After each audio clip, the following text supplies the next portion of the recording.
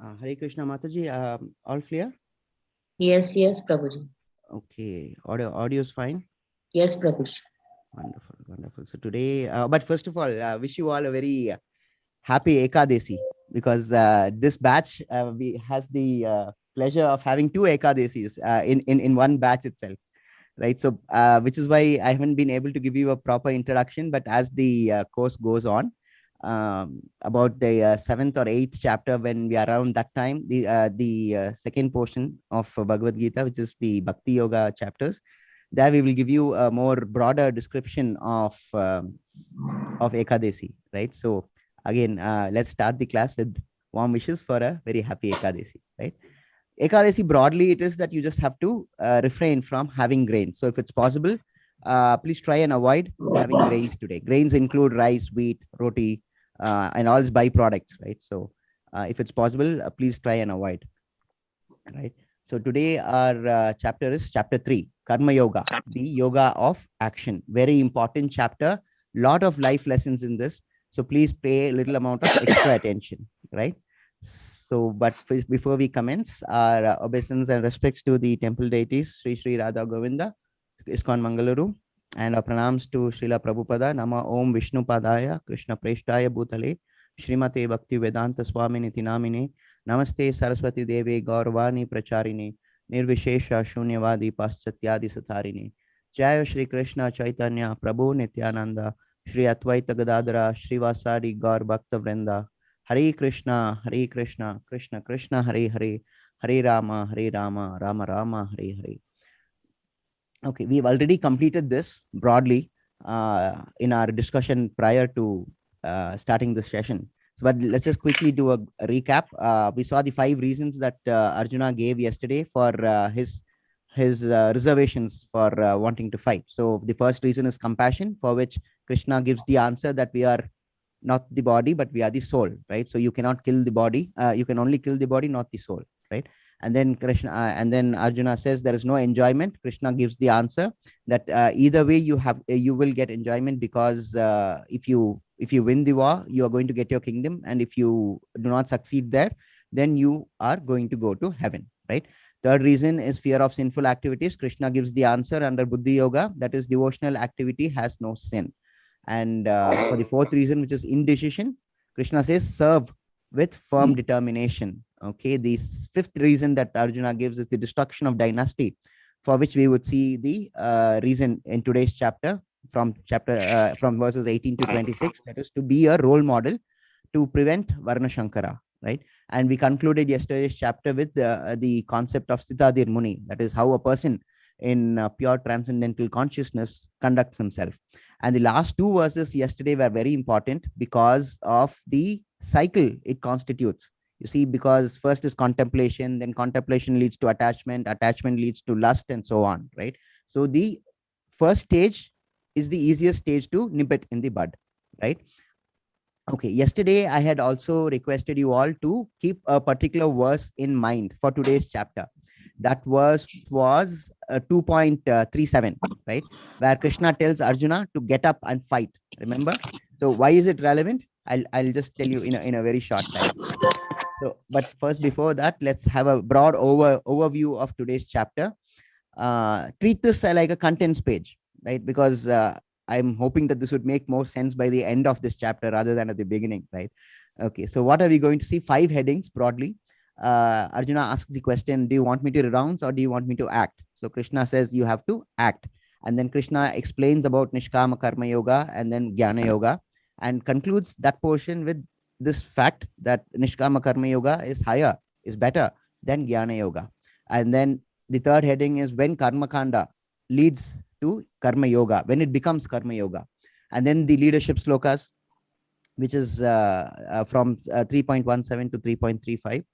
And eventually we conclude the chapter with what are the greatest enemies to the realization of the self, right? So this is the broad overview of what it is that we are going to see today, right? Okay, Arjuna's mind, like, let's commence this session. This is probably 3.1, right? 3.1 and 3.2. Okay, Arjuna's mind is like this waypost, right?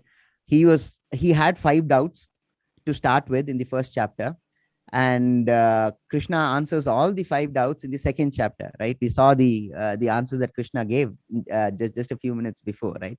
Arjuna is thoroughly confused by by these answers. He's like, I mean, the level we must be able to appreciate, right? Krishna is speaking from his level, and then Arjuna is in his level, right? So that confusion is what Arjuna is feeling exactly here, right? Arjuna is perplexed, because Krishna says in chapters 2.1 1 to 2.30 that you are not the body, but you are the soul, right? So Arjuna understands this jnana in a slightly different way. He understands that through this knowledge that if you are not the body and you're just the soul, then the soul does not need a kingdom to rule, right? So what Arjuna understands Krishna to be saying is that you need to renounce, right? So when Krishna gives this message under jnana that you're just the soul, not the body, Arjuna understands this to be something that Krishna is saying to renounce. So that is one part that he understands, right? When Krishna further continues to answer his questions between 2.38 and 2.53 about devotional activity, we saw the examples of Hanuman and Vibhishna yesterday, right? Now, there Krishna says to serve the Lord with resolute determination, firm determination, right? Now, service here would mean to fight, because Krishna says in so many words, stand up and fight, right? Krishna specifically directs Arjuna in the verse I referred to yesterday to keep in mind, 2.37. He says, Tasmat Uttishta Kaunteya. Tasmat Uttishta Kaunteya. Therefore, get up. Yutta Krita Nishchaya. Fight with firm determination. Now, one portion Arjuna understands Krishna to be saying that you have to renounce. The next portion, Arjuna understands Krishna to be telling him to act with firm determination. So now I hope you understand I'm able to communicate the dilemma that Arjuna is under. On one hand, Krishna is saying renounce, while on the other hand, Krishna is saying fight and procure what is rightfully yours, right? So that is why Arjuna asks Krishna, Ekam Vada, don't tell me all these lessons that you're trying to give me in the outset, right? So Arjuna tells Krishna, Ekam Vada, tell me one thing that I should follow, right? And that's this verse 3.1. That's how see, Arjuna had 5 doubts. Krishna had answered all the 5 doubts in the second chapter, right? The matter must end there. But then we have still chapters 3 to 18 to go through, right? So why are those 3 to 18 justified in his existence? Because Arjuna is not entirely clear, right? Though the second chapter is the crux of Bhagavad Gita, which contains the entire message in all different ways. Bhakti yoga is there, karma yoga is there. It's like, as I said, the crux of Bhagavad Gita, right? So it's in order to get a detailed explanation that chapters 3 to 18 exist, right? So how does this start? It starts because Arjuna is not clear. He says, "Oh Keshava, why do you want to engage me in this ghastly warfare if you think that intelligence is better than fruitive work?" That is verse 3.1, right? Right. So 3.2, 3.3 is a continuation of what Arjuna is saying. My intelligence is bewildered by your equivocal instructions. Please tell me decisively which will be most beneficial for me. So Arjuna says, I am confused because of your equivocal instructions. So please tell me decisively what is beneficial for me. Nishchitya. That is, tell me clearly. Okay, Hare Krishna. Is Slochana Mataji here? Mataji, can you please raise your hand? I'm sorry. I didn't notice you. I'll just make you co-host in a moment, right? Hare Krishna. Thank you for joining, Mataji. Today, our reciter for the Sanskrit slokas would be Slochana Mataji. Thank you, sir. Thank you, Prabhuji. Thank you. 3.2, Mataji. Om Namo Bhagavate Vasudevaya. Srimad Bhagavad Gita, Tritiyodhyayah, Karma Yoga. Vyameshreneva Vakyena Buddhim Mohayasiva me Tadekam Vada Nischetya Yena Shreyo Ahamapniyam. Can you also do 3.2? Yes, sir. This is 3.2. 3.1 also I should read. Okay, fine. Then it's fine. Don't worry about it. So, right. So, back to the class. Ekam Vada is what Arjuna is asking from Krishna. Tell me one way, Krishna. Please don't tell me all this. I'm already confused. Please don't confound that confusion. That's what Arjuna seems to be telling Krishna, right? Okay, so let's proceed and see how Krishna deals with this. Question time. I'm sure your answers would be interesting to this. The question is this: what comes to your mind when you see this person? I'm trying to explain Krishna's answer first. Let us just see how Krishna answers it. But I want to give this by way of an analogy, right? So please He is tell a me in the pretender. chat box. What do you see He is when a you? pretender. I'm sorry, who's that? Sulochana. Sulochana Mataji, thank you very much. Thank you. Let's give an opportunity to the devotee, right? Yes, but then yeah, Mataji is right. The short answer is that this person is a pretender. Why is he a pretender? Look at him. He has the garb of a sannyasi, right? And then he's got a cigarette in his right hand and a cell phone on the left hand and a kamandalam of all things in his right hand again. Amazing, right? Height of deception. But anyway, sannyasi, right? Sannyasi is a combination of two Sanskrit words, sat and nyasi. Sat is one who is closer. Sat is truth, right? And nyasi is closer. So sannyasi is one who is closer to the truth, right? So this person definitely isn't a sannyasi, right? So let's see what Krishna says in 3.6 in answer to Arjuna's Ekam Vada question. Okay, so 3.6, Mataji. कर्मेन्द्रियाणि संयम्य य आस्ते मनसा स्मरन् इन्द्रियार्थान् विमूढात्मा मिथ्याचारः स उच्यते. One who restrains the senses of action, but whose mind dwells on sense objects, certainly deludes himself and is called a pretender. So that's what mithyachara means. You see, mithyachara is the word used here. Mithyachara translates in English to pretender. Krishna is saying that you may restrict yourself from senses, but if your mind dwells upon it, then you are still only a pretender, right? Very strong words Krishna uses here to emphasize the importance of this verse, right? For all intents and purposes, Krishna is chiding Arjuna, basically calling him out to be a hypocrite. Now, there's a reason for the strong chiding, right? Now, Arjuna, by his very nature, is a Kshatriya, right? And his calling by his very blood is for action, to act, to do his duty, right? Because that is his dharma. But then he has understood initially the answer of you're the soul and not the body to be one of renunciation. So Krishna is trying to put it into his perspective that if you simply renounce action, you will fail in your duty because your mind will still be there. You remember what 2.47 read as karmanevadhikaraste? What is the last line in that verse? Mati sangos tava karmani, right? And what does that mean? It means never to be attached to not doing your duty. I mean, this chapter is all about doing your duty, right? So that's why it's called the Karma Yoga chapter, right? So as Krishna is trying to explain, Arjuna being a Kshatriya, his dharma is to act. His duty is to act. So it's not a duty for him to renounce and go to the forest and sit and meditate. Therefore, Krishna is putting it in strong words that if you're going to do that, you will be a pretender, a mithyachara. Okay. Srila Prabhupada also gives a beautiful example for this.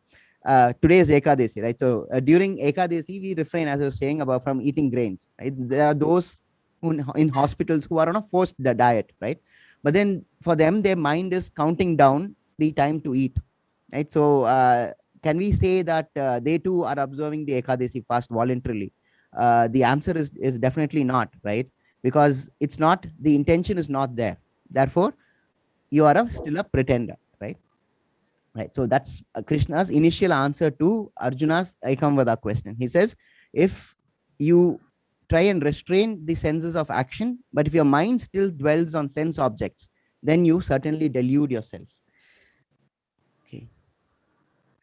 Right. 3.7. On the other hand, if a sincere person tries to control the active senses by the mind and begins karma yoga in Krishna consciousness without attachment, he is by far superior. Now we need to compare and contrast the previous verse 3.6 and 3.7. Now in 3.6, Krishna is saying that if you try and restrain your senses of action and your mind still dwells on the sense object, then you are clearly a pretender, right? So it's not just enough to restrain your sense of action. It's just not enough to control it. What must you do? What you must do is you must do the duty, but without attachment. That is what Krishna is saying here. That is the answer. Now, what is the opposite of, we saw Mityachar right here? Mityachar is pretender. So what is the opposite of Mityachar? The opposite of Mityachar is Sadachar. Who is Sadachar? A Sadachar is a person who controls his senses using his mind, but continues karma yoga without attachment. So Krishna is saying such a person is far superior, right? Therefore, it is that karma yoga is important. Now, what is karma yoga? Yoga means linking with God. It comes from the Sanskrit word yuj, which means linking or to go up. And karma means activity, right? So therefore, karma yoga is any activity that links one with God. And how do you link your activity with God? You dedicate it to God. I mean, that's in the next sloka. I'll just take you there. But this photo, I mean, this picture that you see here is a short story, okay, of the king of Orissa. His name was Prataparudra. All right, he was the king of Orissa around. He's a contemporary of Chaitanya Mahaprabhu, and he was also his devotee, right? So when he was reigning Orissa, present day Orissa, he sends word to Chaitanya Mahaprabhu that he wants to have darshan, and requested Chaitanya Mahaprabhu to come over to his palace, right? I mean, he is a king after all, right? So he's got, though he is a devotee of Chaitanya Mahaprabhu, he still has that Rajasic qualities about him, right? So it is that he sends his messengers to the abode of Chaitanya Mahaprabhu and demands that Chaitanya Mahaprabhu bestow an audience to him by virtue of him being a king, right?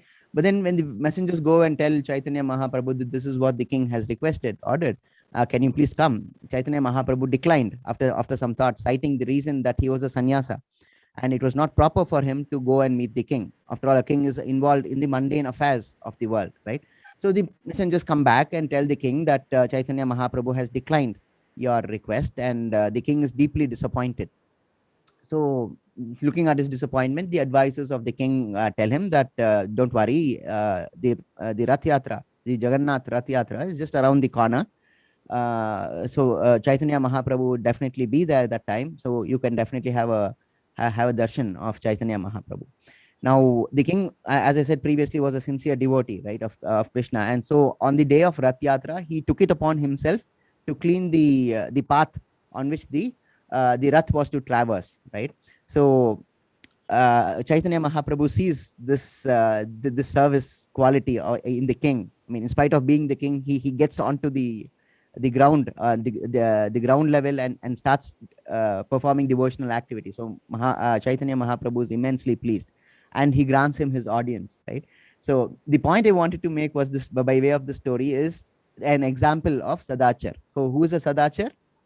Sadachar is a person who controls his senses. See, it's not enough if you control your senses, but then let your senses dwell in your mind on that aspect which you want to refrain from acting, right? So what you have to do is you have to act, but then you have to act without attachment. That is what Krishna is saying in respect of Arjuna's Ekam Vada question, right? Now, the next verse is very important. Okay, this is 3.9. Work done as a sacrifice for Vishnu has to be performed. Otherwise, work causes bondage in this material world. Therefore, O son of Kunti, perform your prescribed duties for his satisfaction, and in that way, you will always remain free from bondage.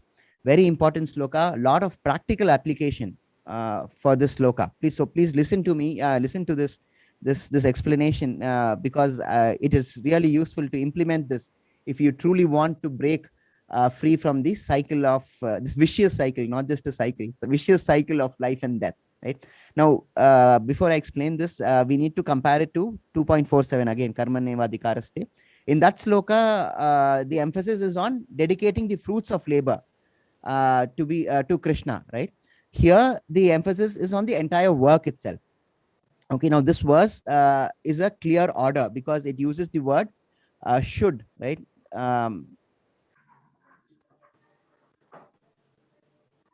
Has to be performed. Work done as a sacrifice for Vishnu has to be performed. So it's a direction. It's a mandatory act that has to be carried out, right? Now, as I was mentioning, this word is an order, but broadly, Bhagavad Gita, when you read, there's nothing superfluous in Bhagavad Gita. We've got to understand that every word in Bhagavad Gita is pregnant with meaning, right? So you can't omit some portions of the Bhagavad Gita, and you can't say, I'll follow this portion, but I don't believe in that portion, and therefore I will not try and follow that. That's not how you read the Bhagavad Gita. You have to accept the entire Bhagavad Gita as a whole, and then try and understand what Krishna is trying to communicate as a message to us in our conduct, in regulating our conduct, right? Now, this verse I mentioned was of practical application. Why? I mentioned it is of practical application because any work that we do entails karma, right? It can be good karma, it can be bad karma. Okay. So the problem with karma is that it is a very intricately interwoven with logic and the fallacies attached to logic, right? So it's not easy to determine if a karma, right? So we may do an act thinking that it will constitute good karma, but then it will in reality bring bad karma. So we don't know that. But that's the problem with karma, and that's why karma is not put on that same pedestal as bhakti yoga is. Karma yoga is not on the same pedestal as bhakti yoga is. Yes, karma yoga is a way towards Lord, but bhakti yoga is what is the recommended way towards the Lord, right? So when we are not entirely sure about karma yoga, what entails good karma and what entails bad karma, Krishna tells you do this. What is Krishna? That Krishna is saying, whatever you do it in the Lord's name. Make it a sacrifice for Vishnu. Once you do that, then you will always remain free from bondage. That is the import and the purport of this sloka, right? That's what Prabhupada says in the book Bhagavad Gita as it is. Work done as a sacrifice for Vishnu has to be performed. So first of all, your work has to be performed. How should it be performed? It must be performed like a sacrifice. You must offer that work, whatever work it is, whatever work that is prescribed for you, right? If you're a doctor, you heal patients. That is work, right? That is karma. That is your activity. So that work you dedicate it to the Lord. You sacrifice it to the Lord. Okay, what happens if you don't sacrifice it to the Lord? Krishna says it causes bondage in this material world, which is just what I explained, right? So if you don't offer that work to Krishna, that work will cause bondage, good or bad. It causes bondage, right? And that is the problem which keeps us here. As I mentioned earlier, the dharma of the soul is to go back to Krishna, right? And serve Krishna and Goloka Vrindavan. That's the problem. It's this vicious cycle of birth and death, which is keeping us here because of this bondage, right? So please try and appreciate this. This is what we have to implement in our day-to-day activities, right? So what is the solution that Krishna is giving here? He says, therefore, O son of Kunti, perform your prescribed duties for his satisfaction. Whose satisfaction? H here is in capitals, right? So whenever H, he is in H, he or him is in or his is in capital, it always refers to the Supreme Personality of Godhead, who is Krishna, right? So what is it that you must do? You must perform your prescribed duties for his satisfaction, right? And what will happen if you do it like that?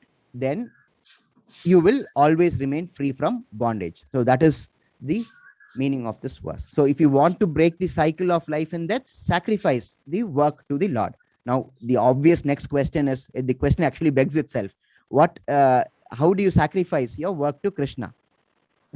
Understand that any prescribed duty done in Krishna's name is a sacrifice. It's as simple as that. It's not very complicated, you know. Before you start any work, just think of Krishna, right? And say Krishnarpanam, and then apply yourself with full focus to the job at hand.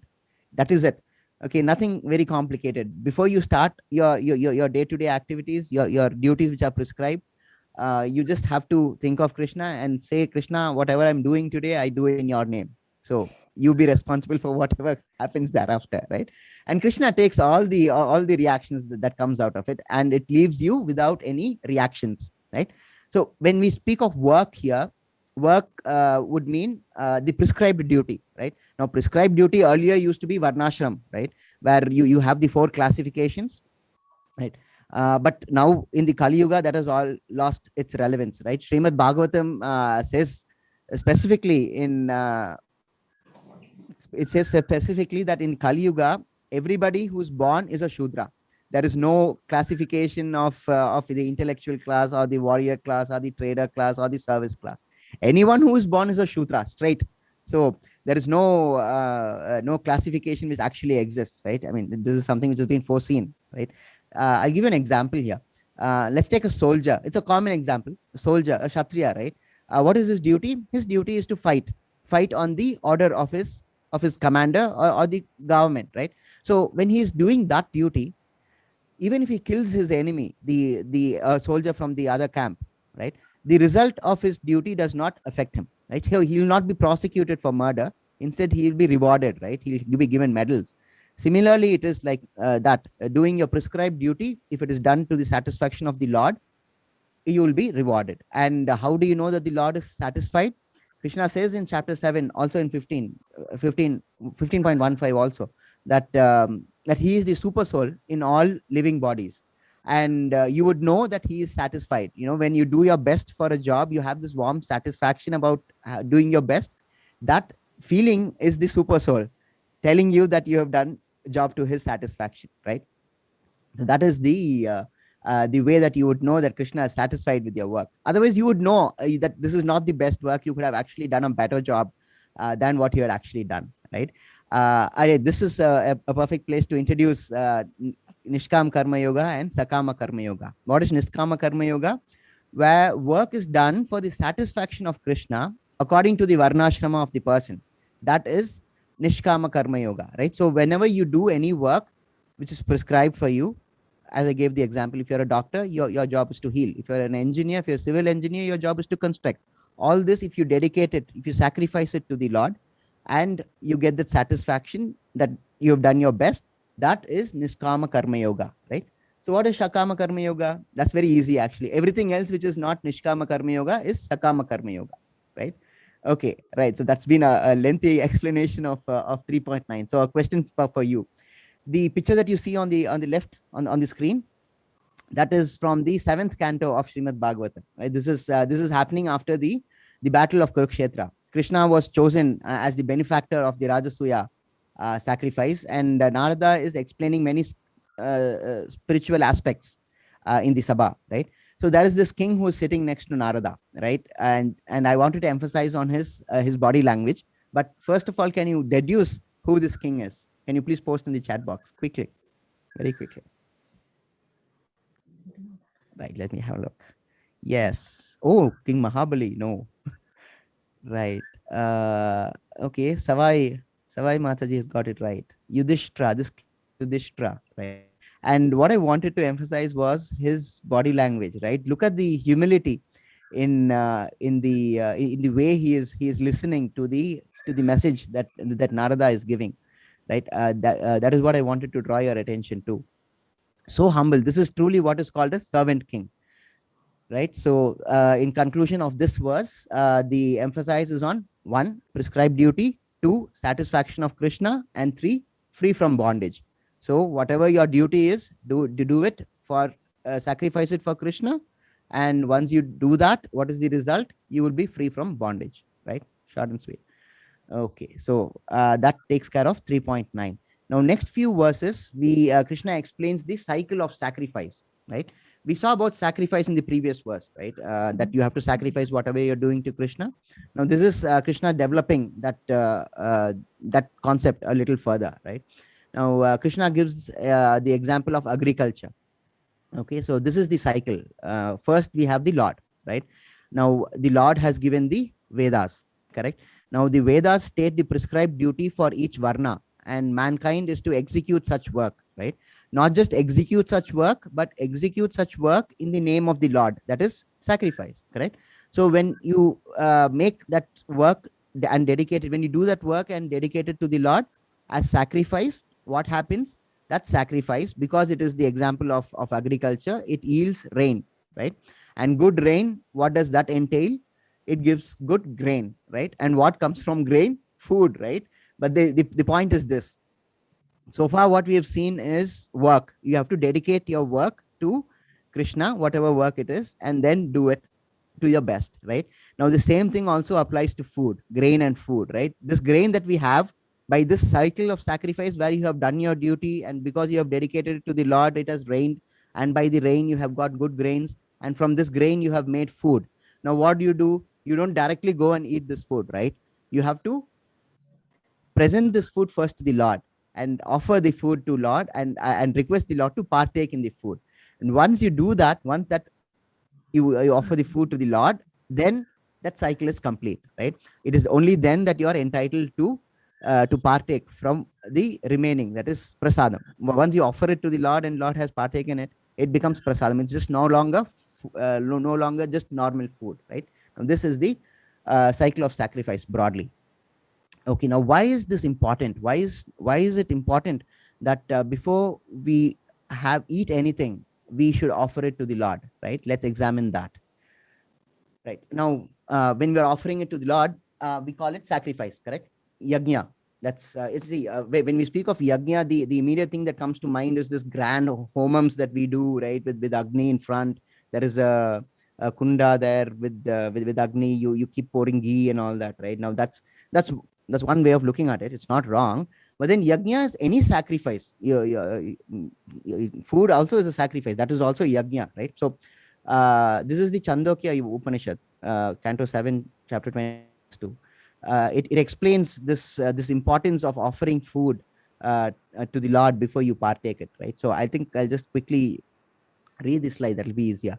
So what is yajna? The offering to Krishna is called yajna, right? So yajna comes from yaj in Sanskrit, which means worship.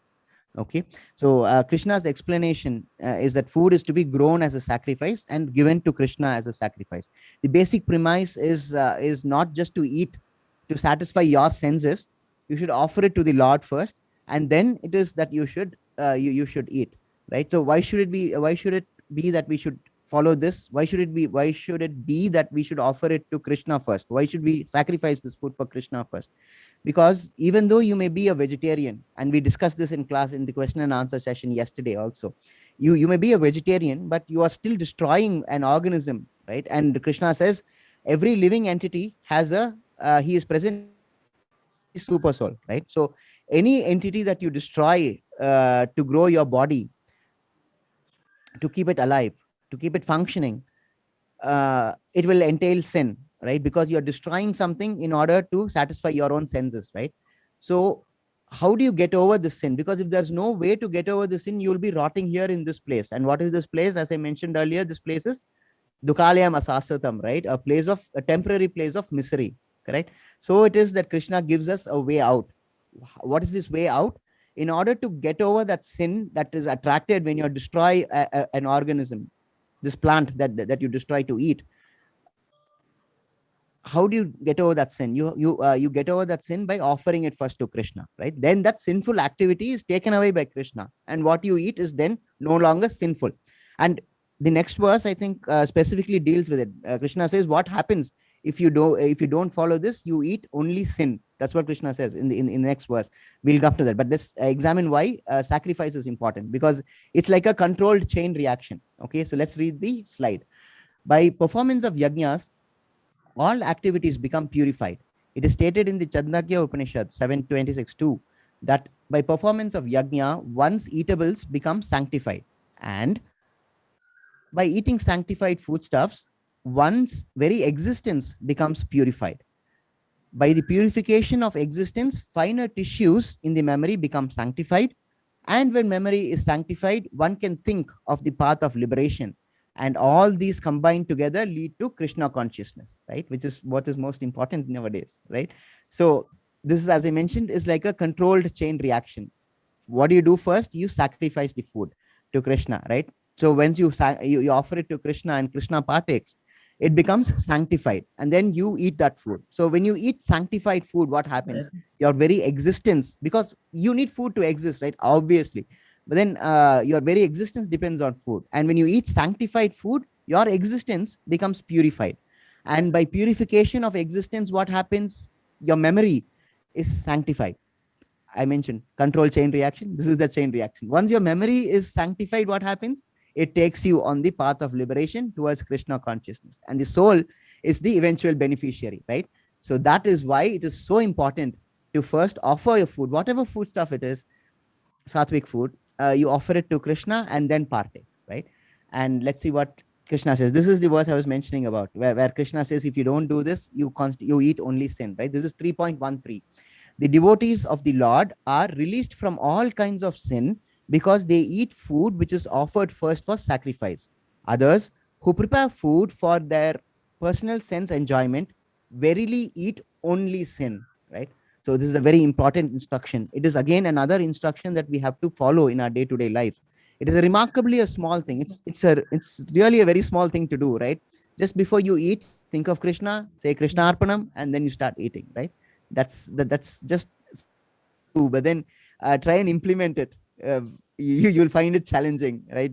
To remember Krishna's name when you have delicious food stuff in front of you itself is quite a challenge, but it can be done. It is possible to do. I mean, it's not just it can be done, it is the way to do it, right? So these two things, please keep in mind. If that is the takeaway from this chapter, it must be these two things. One, that whatever you do, offer it to Krishna. What is that consequence? You will be released from all sin, which that action entails. Two, whatever you eat, offer it to Krishna, because otherwise you will eat only sin, right? So these are the two instructions, that categorical instructions that Krishna gives in this portion of the Bhagavad Gita. Right. Next verse is 3.14. All living bodies subsist on food grains which are produced from rains. Rains are produced by performance of yajna, sacrifice, and yajna is born of prescribed duties. This was the same principle that I just explained a few slides earlier, right? The cycle of sacrifice. Okay. We'll take a quick deviation. Mataji, the Srimad Bhagavatam was just these 2 lines. Can you please recite? Sulochana Mataji. Yes, sir. I have to read this? Yes, please. Yajni Sankirtana Prarir Yajanti hi Sumedaha, right? Okay. Can you read that? Yajna Sankirtana Prayer Yajnati hi Sumedhasa. Thank you. Hare Krishna. This verse is from... sorry for interruption. Bhagavad Gita slokas we are not reading at all. Important slokas we are reading, Mataji. Only I 2 sent you I the read list of so far. slokas. So far I read only 2. Mataji, we will do it after class, please. Okay. As I was saying, we are going to take a slight deviation now, right? This is Chaitanya this is the Srimad Bhagavatam, right? For each age, there is a specific way of worship, right? For the present age of Kali, it is the chanting of the holy name of Krishna. We'll be dealing with this in detail after a few classes, but I'm just giving you an introduction here. This verse is only 2. There's more to this verse, but I've only extracted these 2 lines. The rest of the lines in this verse of Chaitanya Mahaprabhu, okay? And these 2 lines in Srimad Bhagavatam state that for people with good brains, very good brains, Meda is good brain, right? So when you add Su in front of it, it becomes very good brain. So for them, Sankirtana is the way of worship in this age of Kali, right? So that is one thing that we need to keep in mind. This is more like an introduction to things which will come later in the next class, but I'm just giving you an example here. And why is Japa important? Japa is important because of chapter 10, verse 25. Krishna says that he is the chant. He is when he deals with his opulences, he says, Mataji, 10.25. 9.25. 10.25. It's there on the slide. Jai Shri Krishna Chaitanya Prabhu Nityananda Shri Advaita Gadadara Shri Vasadi Gaura Bhakta Vrinda Hare Krishna Krishna Krishna Hare Hare Hare Rama Rama Rama Hare Hare. Right. So 10.25, Krishna says that he is the chant, right? So we'll deal with it in detail when we come to 10.25. But this answers some questions sometimes which arises from devotees that why are you ISKCON people always so intent upon chanting? Why? Because there is no line in the Bhagavad Gita. It's actually a challenge which was issued. There is no line in the Bhagavad Gita which deals with chanting, right? So there is a specific verse where Krishna deals with in 10.25 that he is the chant. He says this when he's dealing with the opulences, the best of everything, right? So chanting is the recommended way of worship for this yuga. Okay, I'll just leave you with that message. We'll get back to the chapter now. This is just like an introduction in between, an interlude, because this chapter now is full of intense philosophy, right? So just a short break there. Okay, so we go back to 3.19 chapter. Therefore, without being attached to the fruits of activities, one should act as a matter of duty. For but by working without attachment, one attains the supreme. So as mentioned in chapter 2, Krishna again says here, act without attachment to the fruits, act as a matter of duty. What does that have? What does that cause? It leads one to Krishna, right? Now you have to understand this in the context of Arjuna's question. Arjuna's question was, what should I do? Should I act or should I renounce? Now the categorical answer that Krishna says is that you must act, but it must be in such a way that you are not attached to the result. That is what is Nishkama Karma Yoga, right? Any activity that does not lead to bondage. Now, if you put it slightly differently, Krishna says, you should not artificially renounce when your mind is full of activities and go and sit in the jungle. So that is just hypocrisy, right? Mityachar. So what is Krishna saying? You have to act. One should act as a matter of duty. And how should that activity be? It should be one which has no attachment to the result, right? Now, the next verse is important. 3.21. यद्यताचरति श्रेष्ठः तत्तद्देवेतरो जनः स यत् प्रमाणं कुरुते लोकस्तदनुवर्तते. Whatever action is performed by a great man, common men follow in his footsteps, and whatever standards he sets by his exemplary acts, all the world pursues. Now, this is in the corporate field, at least, popularly known as the leadership sloka, right? You must do work. You must work because actions performed by great men are followed by common man, right? The standards which are set by that great man is pursued by the world, right? This is the reason for biographies to exist, right? Biographies are popular because of this one reason. Work schedules of great men are followed due to this reason, right? The prevailing idea is that they were successful, so if I follow their path, I will also be successful. Very logical if you look at it.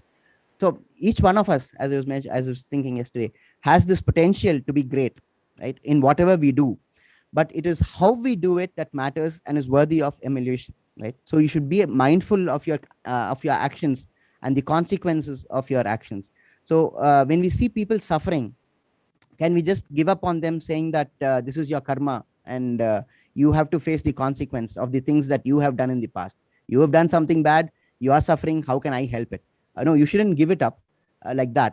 You should actually offer help. It is your duty, in fact, to offer help. Now, if that person is entitled to benefit from your offer of help, that is his karma, whether he is able to get benefit from the help that you offer. Often it happens that you offer help, but that other person is not able to take the benefit of the help that you extend, right? That does happen. I've seen it happening so many times. So unless it's in that person's karma to benefit from your help, it doesn't work for his benefit, right? So that does not prevent you from offering your help. You have a duty to offer your help, right? So that is all in context to this sloka, which is the leadership sloka. So Krishna here is saying to Arjuna that action you have to perform because you are a great person. You are a person worthy of emulation, of being followed. And common men are going to follow in your footsteps. So you can't just run away from the battlefield and go sit in a jungle and start meditating, because first of all, it is not your dharma. You're a Kshatriya. You have to fight. You have to act. So therefore, it is first of all contrary to your dharma. And further, you are not a person with that capacity to go and sit in the jungle and meditate, because you will see later Arjuna says the mind is like the wind and he's not able to control it, right? So that's in chapter 6. But here, that's the reason why Krishna says that you are being a great person. World is going to emulate you. Therefore, you have to set an example for the world. So that is why this is the leadership sloka. Okay, so now Krishna explains his own duties, because this chapter is Karma Yoga, right? So this is all about Krishna's duties. 3 verses, a set of 3 verses, 3.22, 2.3, and 2.4. So I'll just quickly read those verses of what Krishna is saying about the work which has been assigned to him, or the lack of it. 3.22, O son of Pritha, there is no work prescribed for me within all the 3 planetary systems, nor am I in want of anything, nor have I a need to obtain anything, and yet I am engaged in prescribed duties, right? 2.3 to 3.23. For if I ever fail in engage For if I ever failed to engage in carefully performing prescribed duties, O Partha, certainly all men would follow my path. 3.24. If I did not perform prescribed duties, all these worlds would be put to ruination. I would be the cause of creating unwanted population and would thereby destroy the peace of all living beings. So the first sloka of this three sloka set is 3.22, right? So Krishna affirms in that sloka that he has no prescribed work, right? Of course, he is the creator of all things. So obviously he has no prescribed work. But then in 3.23, he says, in spite of that, he refers back to the leadership sloka and says about his own responsibility. He says of the consequences of what may happen if he does not do his own duties, in spite of the fact that there is no duties which are specifically prescribed for Krishna himself, right? The point is this, that you have to understand. When Krishna, the supreme personality of Godhead himself, is so conscious of performing his duties, then there can be no excuse for anyone from refraining to perform their duties, right? Again, 2.47, the last line, right? So if you live, if you exist, if you have a reason to exist, you will automatically use resources of this world, right? And if you use resources, you have to give back, because you take something from this world, right? So you have to give back. And how do you give back? You have to give back by way of sacrifices. And that is the consequence of these three verses. Okay. Now, with that, we conclude one portion of the chapter, the first part of this chapter, right? This chapter is rich in philosophy, right? So before we venture to the next part, let us just rehash quickly what we have examined so far, from verses 1 to 25, broadly, the important verses. So how did the chapter start? It started with Arjuna's confusion, right? He's asking Krishna, please tell me one thing, don't confound my confusion. Okay, should I act or should I renounce? That is Arjuna's first question in this chapter. So Krishna, how does he respond? Krishna chides him severely, right? And mentions about being a mithyachar, a pretender, right? Then we saw about the meaning of sadachar, which is the opposite of mithyachar. Then we studied the meaning of yoga, and we saw what was the meaning of karma yoga, right? And after that, we read about the importance of sacrifice of work to Krishna, and what happens if we do not offer that work as sacrifice. The consequences, it causes bondage if we don't sacrifice the work for Krishna. And we also saw about Nishkama Karma Yoga and Sakama Karma Yoga. Okay, and then what did we see? We saw about the cycle of sacrifice, right? The cycle which leads eventually to food, and then how food is offered to the Lord before we partake. And we saw why that is very important to offer food first to Krishna, because what happens if you eat food without offering it to Krishna? You only satisfy your own senses, and in that process you eat only sin, right? So we have to, of course, avoid that in order to break this cycle of life and death. And therefore you have to offer food to Krishna, right? And another important thing that we saw was, even if you're a vegetarian, you're still destroying a living organism. And since Krishna is in each living organism as the super soul, he is the only person who is able to take back that sin because of that organism which has been destroyed, to satisfy our senses, right? So Krishna says you have to offer the food to him, right? And we had a small interlude there. We saw about chanting of the prescribed worship, kind of worship for Kali Yuga, which is the chanting of the Lord's name. And we saw also that it was mentioned specifically in the Bhagavad Gita. And just before this slide, we saw the leadership sloka and how Krishna explains about his understanding of work, which is though not prescribed to him, he keeps doing his work, because by that he is setting an example for the world to follow, right? Now that was the first part of this chapter. Now the next portion, right? Now in this portion we would examine what Krishna says when you come across a person who is performing his duties, but he is attached to the results, fruitive results as it's called. Okay, so what do? You see a person, now that you've got this knowledge that you have to dedicate your work, you have to sacrifice your work to Krishna, otherwise it causes bondage. You have to be detached from the results. You should not be attached to the result. You should not work for result. Okay, so all these are something which has been explained. So you're now aware of these. Now what happens when you come across a person who is not conscious of these principles, right? So what do you do? Should you go and stop him from working? That is what Krishna explains in this verse. So this is 3.26. So as not to disrupt the mind of ignorant men attached to fruitive results of prescribed duties, a learned person should not induce them to stop work. Rather, by working in the spirit of devotion, he should engage them in all sorts of activities for the gradual development of Krishna consciousness. So what is Krishna saying in the categorical answer to this question? What happens when you come across a person who is working for fruitive results? The categorical answer is you must not try and stop him. Okay, but on the other hand, you must actually engage him in more work, but you must infuse that work with the spirit of devotion. Now, what does Krishna mean when I say that, I mean the spirit of devotion? How do you infuse infuse the spirit of devotion in a person, right? Let's get an example from this slide itself. You see these two people here. One is climbing the palm tree to get the fruits of the tree, and there's another person who's tilling the soil. Okay, now let's assume that they don't know the importance of sacrificing work for Krishna, right? And they are working for their fruitive results, right? And it's not that they are conversant with let's assume that they are not conversant with this principle that you have to work without attachment to the result. Okay, so with that assumption in place, what should we do? How would you advise these people who you see are clearly working for their fruitive actions of getting money, providing for their family, and so on, right? Now we should understand how we must react in that position, right? You must not, first of all, what we must do is you must not tell them to stop working. That's the first thing to do. You must not ask them to stop working. You must not discourage them from by saying that what you're doing is wrong or sinful, right? Rather, what we must be saying is God will bless your efforts. So why don't you make an offering to Krishna before you eat, to this person who's plucking the fruits of the tree?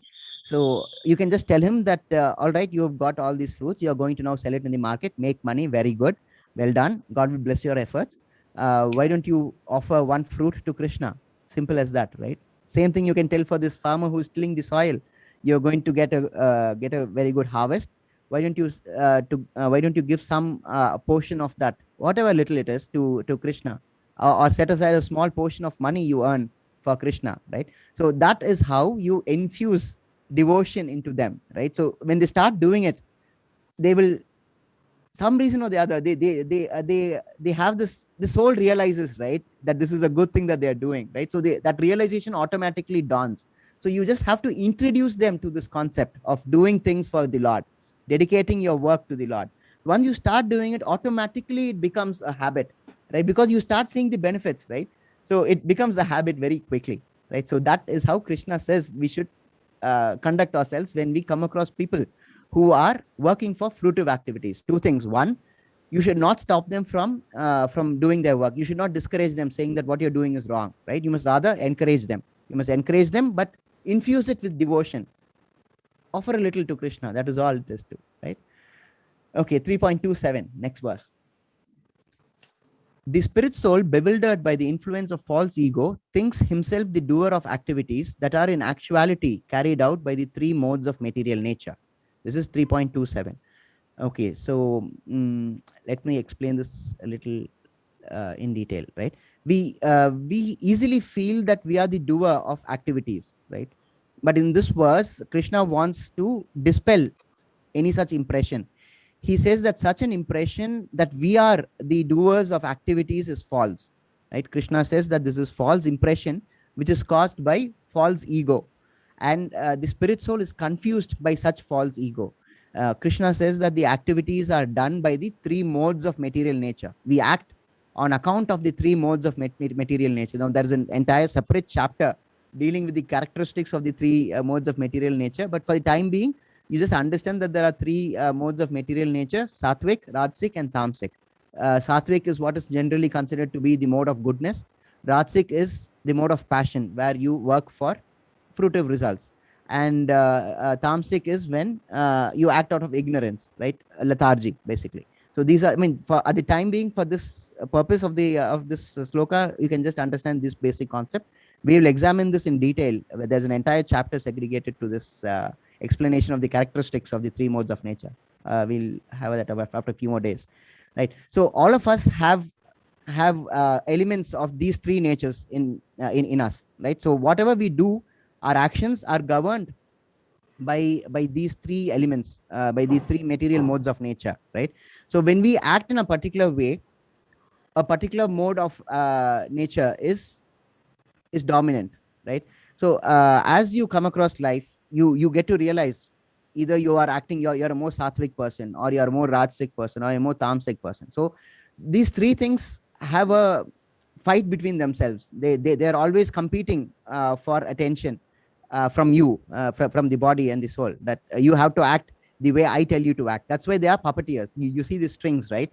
So eventually we will learn that you have to cut these strings, and it is not adequate to just be in the mode of sattvic, be in the sattvic mode, but you must even transcend that mode, right? So that is a brief explanation of 3.27, but I would be remiss in my duty if I don't explain what is false ego, because false ego is specifically used here, right? So what is false ego? False ego emerges from this conception, that this thought or this understanding that I am the body, and since I am the body and I'm using my body to do an act, I am also the doer. Okay, that is what Krishna is trying to dispel in this verse. Krishna is saying that the spirit soul is confused because of this false ego, because you are not the doer of the activities. It is the three modes of material nature due to which you are acting, correct? So that is the import of this this verse 3.27. Okay, now next verse is also very important. 3.36. Hare Krishna Sloshna Mataji. Arjuna Vacha. Arjuna Uvacha अथ केन प्रयुक्तोऽयं पापं चरति पूरुषः अनिच्छन्नपि Varshney बलादिव नियोजितः. Arjuna poses a wonderful question here. Okay, Arjuna said, "O descendant of Vrishni, by what is one impelled to sinful activities, even unwillingly, as if engaged by force?" Excellent question, actually. One of my favorite questions that Arjuna poses to Krishna, because I can identify myself with these with the feeling that Arjuna has, because Arjuna is asking in this verse this question. I know that there are certain things that I must not do, Krishna, right?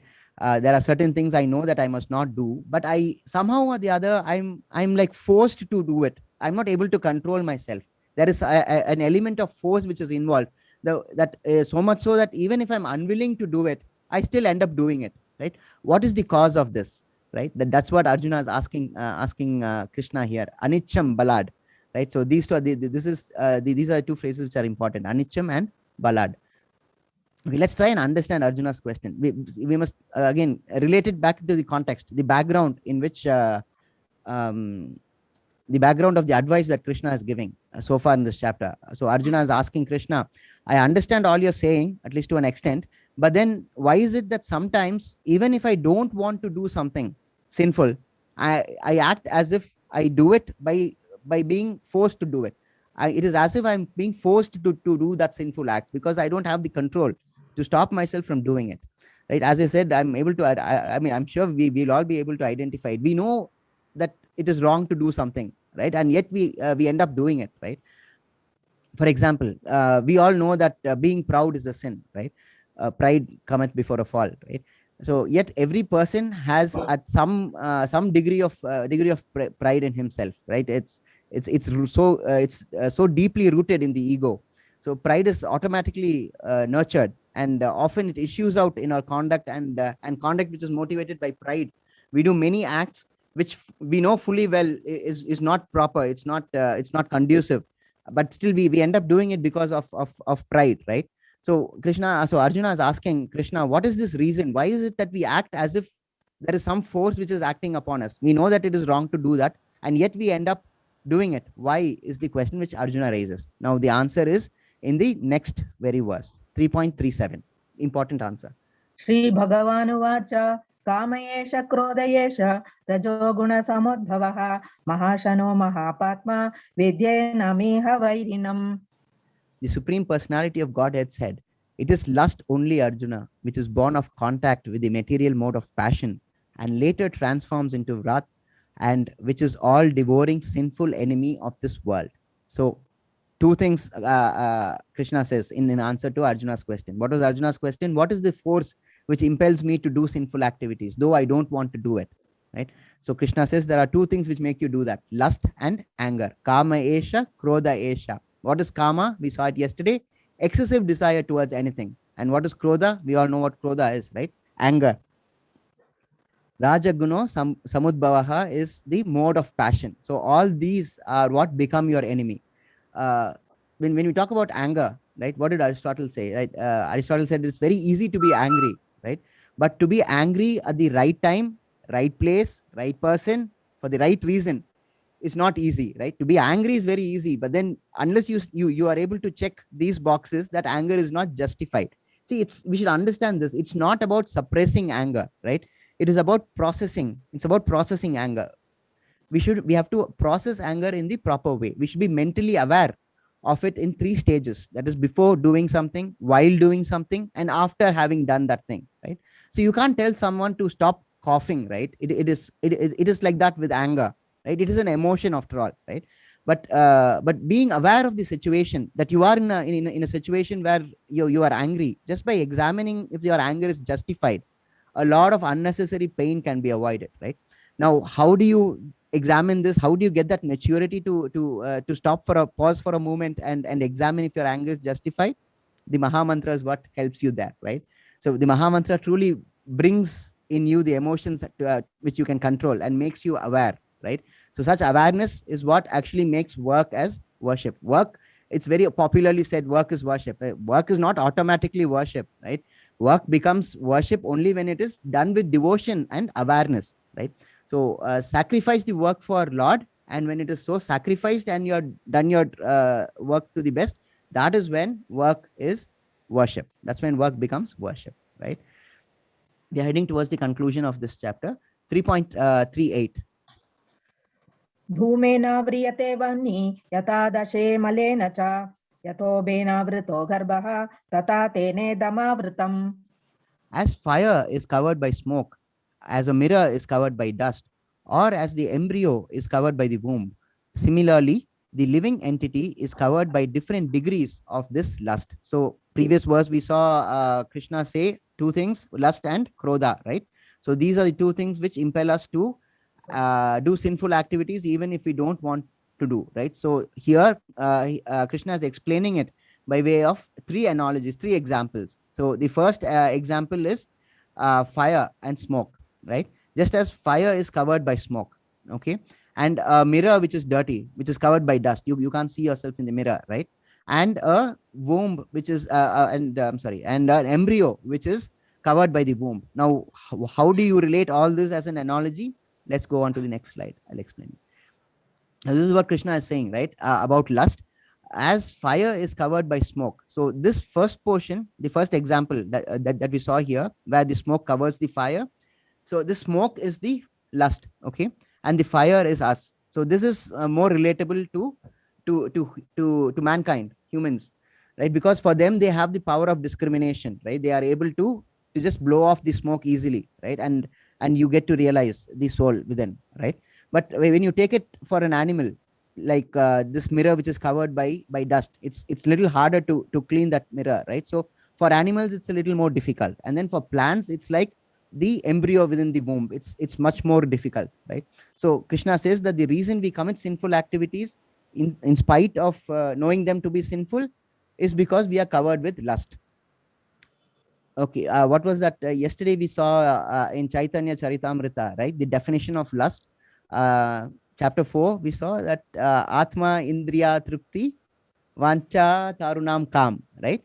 The desire to satisfy one's senses is kama. So that is this lust here. What is kama? Kama is lust. And what is kama? Kama, of course, as I mentioned yesterday, is not just the attraction between the genders. Okay, it is beyond that. Anything excessive, it is called lust in the Vedic literature, right? Now, interestingly, if you notice Arjuna's question a couple of verses before, here, right? So when Arjuna asks this question, he asks it in the context of humans, right? For mankind actually. But the answer that Krishna gives is for all living things, right? Because the analogy he gives is like that the mirror covered by dust, embryo which is covered by the womb, all those are, embryo covered by womb is the plant, It's applicable for the plant. So when Krishna answers, he answers it by these three examples, which are similes, as so as to speak, for the other living things also. Now, fire and smoke, as I was explaining, is compared to humans, right? You can easily, with a little effort, that smoke can be cleared away, because you have the power of discrimination. You can think, right? So you can dispel that amount of smoke, right? Now you have mirror and dust, which is compared to animals. It's slightly difficult for the animals to get over that lust, right? So it is for plants. It's even more difficult. The womb is compared to the plants. It's much more harder for the plants, as they are more subtle in nature. They can't even defend themselves, right? So that's a very subtle consciousness, right? So therefore it is that these are the three examples that Krishna tries and gives to explain lust, which blocks our vision and prevents us from becoming self-realized. Okay, so next verse is 3.41. Therefore, O Arjuna, best of the Bharatas, in the very beginning, curb this great symbol of sin, lust, by regulating the senses, and slay this destroyer of knowledge and self-realization. So this is the direction of Krishna. Curb lust at the very beginning by regulating the senses. This is just like the advice we saw Krishna giving towards the end of chapter 2 yesterday, 62 and 63, if memory serves, right? That we were dealing with Sthitadir Muni, the characteristics of a Sthitadir Muni. And Krishna says about persons who are not Sthitadir Muni. I mean, what happens to a person who is not a Sthitadir Muni, right? So he gives us gives a chain reaction there. What happens? It starts with contemplation. Contemplation leads to attachment. Attachment becomes lust. Lust then becomes anger, and so on, right? It's a chain, right? So what does Krishna say there? It is easier to nip it in the bud. So you have to nip it at the time of you thinking about it, at the stage of contemplation itself. So two important phrases here to keep in mind. Dayate, that is the very beginning. Again, Krishna is echoing that same principle here. Therefore, O Arjuna, best of the Bharatas, in the very beginning, curb this great symbol of sin. And what is the very beginning? We saw in chapter 2, the beginning is contemplation. So when you find your mind thinking or contemplating about attachment, about all these sinful activities which you know to be sin, Krishna says nip it there, because there is where you can easily do it without much effort. Because if you indulge that contemplation and you let it mature into attachment, and then that grows into lust, it becomes harder progressively. I mentioned this yesterday, if you all recall, right? So the point is here to keep in mind that the first step, you have to nip it, right? That's the easiest step to nip it, right? Slay this destroyer of knowledge and self-realization. That is the second important verse, important phrase in this sloka, right? So what does this mean here? This slay this destroyer. So Krishna says you have to slay something. What does this here mean to? Here this means lust, right? So because the previous verse and also this verse, we have lust itself here, right? So what does lust do? Lust is a destroyer of knowledge and self-realization, and that is why it is so very important to stop lust from acting upon us. 3.42. इंद्रियाणि पराण्याहुः इंद्रियेभ्यः परं मनः मनसस्तु परा बुद्धे यो बुद्धेः परतस्तु सः. The working senses are superior to dull matter. Mind is higher than the senses. Intelligence is still higher than the mind, and he, the soul, is even higher than the intelligence. So this is a sort of a hierarchy that Krishna gives, right? So what is Krishna saying? Soul is the highest, right? And the lowest is dull matter which doesn't have any consciousness, like stone. So the lowest is that which does not have any consciousness, okay? And one step higher is working senses. So working senses is greater than stone. The working senses are otherwise called human senses, sight, smell, all that, right? Now those senses are not as good as the mind, right? And the mind is not as great or bigger as the intelligence. So intelligence is bigger than the mind, and mind is bigger than the human senses, and human senses are bigger than the dull matter which don't have any consciousness. But what is the highest of all? The highest of all is the soul, right? Now I'll explain this very quickly. I've already transgressed my time limit, but quickly I'll just explain this. This is an explanation of the previous verse, right? So bodily platform, right? Now this is a platform from which which will comprise of persons who do not have any control at all. They are easily triggered by temptation, right? The moment they are tempted by anything, they give in to temptation. There is no discrimination at all, right? Now, one higher than this is the persons in sensual platform. Now, in sensual platform, there is some control. He is capable of discrimination, but he is not able to put it into practice. But he knows that there is something which is right and there is something which is wrong, right? And sometimes he is able to control his impulses, right? So that is the persons who belong to sensual platform. And then above that is the mental platform. Now, mental platform would comprise of persons who are more intelligent, right? They have some amount of knowledge. They know that there is something higher that they have to explore and find out, and they are usually engaged in the activities that suit the mind, right? And then we have the persons in the intellectual platform. Now, intellectual platform are much more refined than those in the mental platform, because they have experienced that something which exists in feeling for those in the mental platform. As I said, in the mental platform, that realization is there, that there is something beyond them. Now, intellectual platform, they are more refined because they are able to experience a little of that something which is beyond their mind, right? And they actively grow their intelligence to understand that.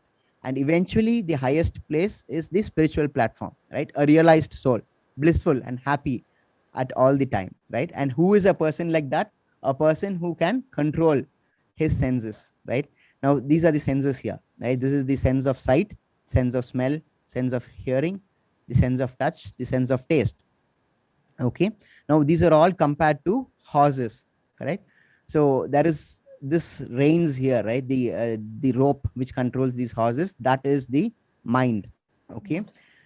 And what holds the mind? It is intelligence. Intelligence is what holds the mind in control, and mind is what controls all these senses. And who is this person here? He's so scared. That is the soul, right? That is the soul, the self, right? So you should understand that there's a difference between intelligence and mind. How can I put this quickly and shortly? Okay, you use your intelligence to control the mind. Okay, the mind is more like a repository of memories, but it does not have the power of discrimination, the power to know what is right and wrong. So it is just a bunch of things, memories put together, good and bad memories. So, and where do that good and bad memories come from? From the senses, right? So it is that intelligence is required to control the mind, and the mind is one which has this repository of the senses, right? This experiences as it is. So unless intelligence works properly, look at how the soul is reacting, right? It's flabbergasted. It's like, I don't know what's going on. Intelligence, please take hold of these senses and bring them to control, right? So the analogy is that the intelligence must be there to control your senses. That is what is important. Okay, and yesterday, okay, that concludes the chapter actually, but this is just a quick interlude.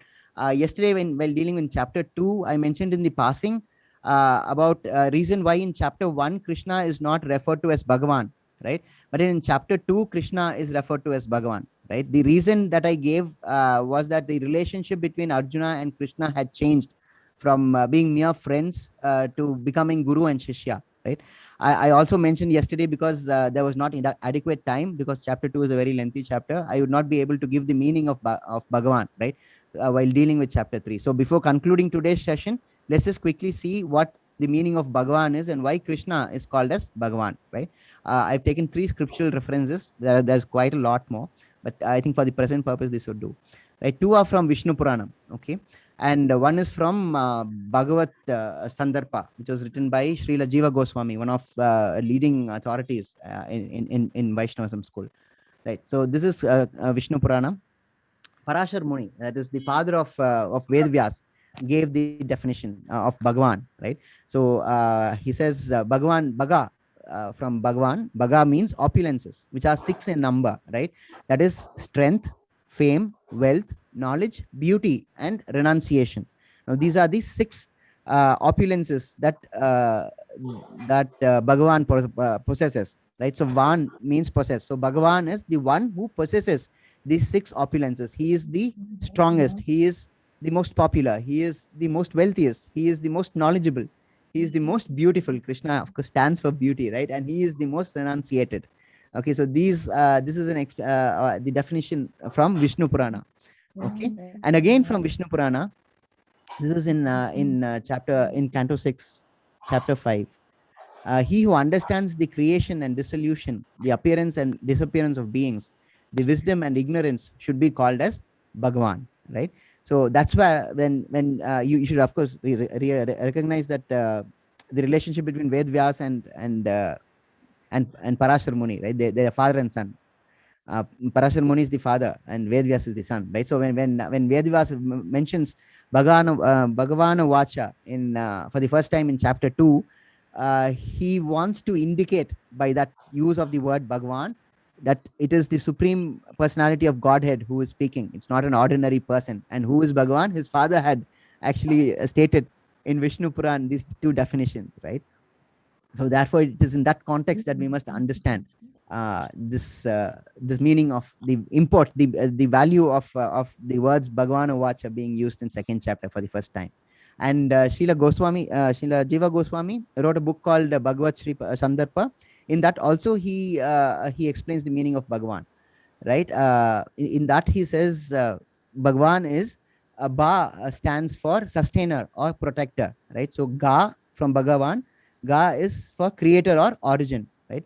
That's why in Brahma Samhita, Brahma says Sarvakarana Karanam. Krishna is Sarvakarana Karanam, right? So he is the cause of all causes. And Van is to dwell. So Krishna dwells in all living entities as the Paramatma, right?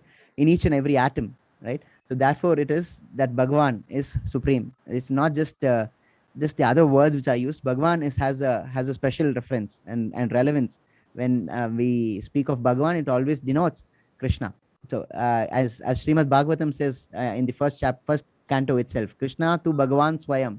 And there again, Bhagavan is used in this context. So wherever Bhagavan is used, Bhagavan is the superior, most highest form, right? So we have to understand the meaning of Bhagavan, right? And with that, we conclude the chapter. I've exceeded my time grossly. I apologize. So this is a quick recap of what we studied today. Arjuna starts with the question, should I renounce or should I act? Please tell me any one, ekam vada, right?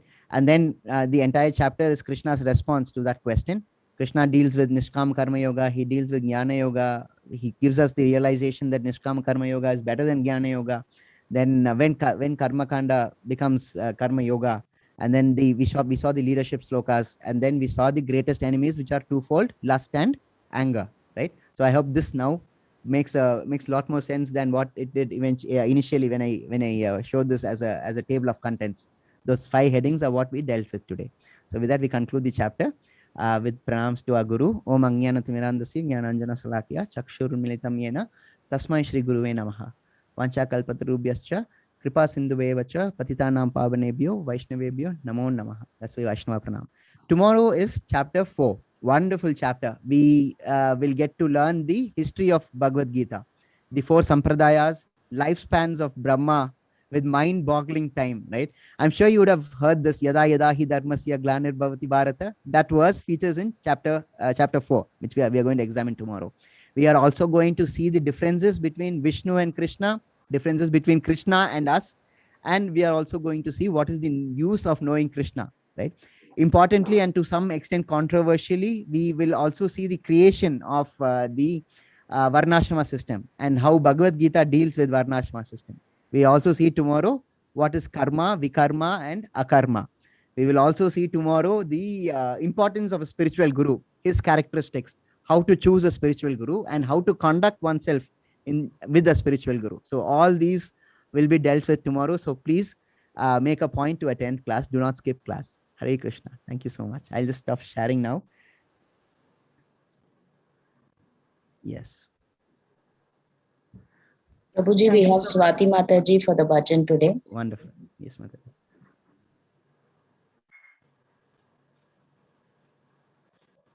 Swati Mataji. I have to I'll make a co-host. This is it. Yeah, done. Hare Krishna Prabhuji, Dandavat Pranam. Hare Krishna. Mataji. Namaste Narasimhaya, Namaste Narasimhaya, Prahlad Ladadaini, प्रह्लादलाददायिनी हिरण्याकाशी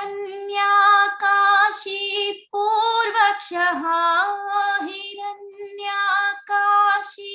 पूर्वक्षः शीलाटङ्कानकालायी शीलटङ्कानकालायी इतो नरसिंह परतो नरसिंहो इतो नरसिंह परतो नरसिंहो येतो येतो यामि ततो नरसिंह येतो येतो यामि ततो नरसिंह बाहि नरसिंहो हृदये नरसिंहो बाहि नरसिंहो हृदये नरसिंहो नरसिंहमदिं शरणं प्रपद्ये नरसिंहमदिं शरणं प्रपद्ये तव करकमलमरे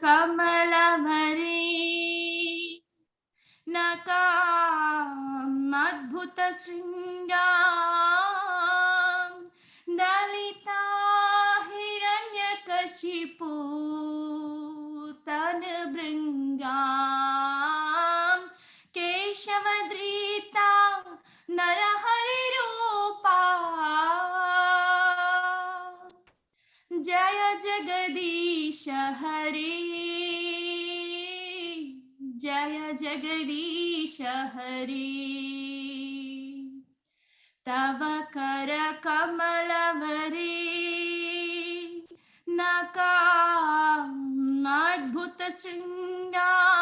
नकामद्भुतशृङ्गां दलिता हिरण्यकशिपु तद्भृङ्गां केशवधृता नरहरिरूपा जय जगदीश हरे जय जगदीश हरे जय नरसिंहदेव जय नरसिंहदेव जय नरसिंहदेव जय नरसिंहदेव जय भक्ता प्रह्लाद जय भक्ता प्रह्लाद जय भक्ता प्रह्लाद जय भक्ता प्रह्लाद हरे कृष्ण प्रभु जी thank you Thank you, Mataji.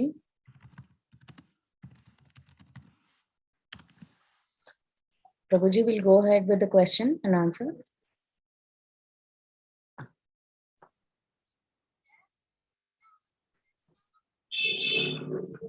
I'm so sorry. Somehow or the other, I think I have. Was there a cross connection? What happened, Prabhuji? Sorry, just give me one moment. Something's wrong here. Just give me one moment. Okay. Swati Mataji's voice was clear? Yes, yes, perfectly clear, Prabhuji. Okay, fine. I don't know. Somehow there were two voices for me. I think there was echo of some sort. Okay. I was wondering what was happening. Right. Question and answers. Yeah, just give me one moment. I'll just get my headphones on because sometimes the speaker in the computer is not very clear. Yes, Mataji, please go ahead. Yes. Let's- Devotees can also raise their hand, digital Yeah, hand. that will be actually better. Yes, And please, yeah. if you can you also switch on your cameras because I'm like talking to all slides here. All I can see are names, right? So it's I except and thank you Vijay Kumar Prabhu for keeping your camera on because otherwise it's like I'm all talking to slides here. If it's possible, if anybody can, please keep your cameras on. It's so much more pleasant. Right? Hare Krishna. Thank you so much, all of you. Thank you. Vani Mataji.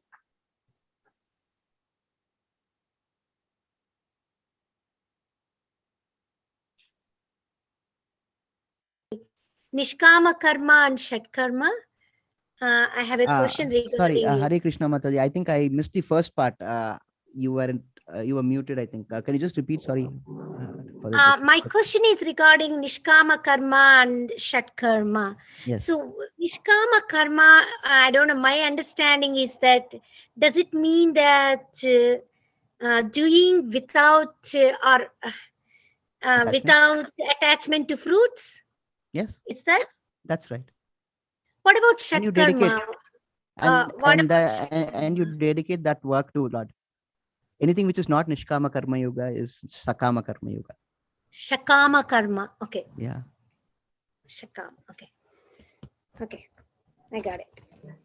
Got it. Hare Krishna. Shweta Mataji. Hare Krishna, Prabhuji. Hare Krishna.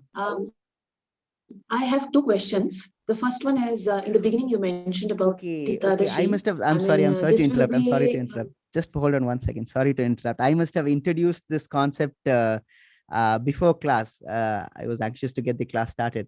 Okay. At least from tomorrow we will implement this. Okay.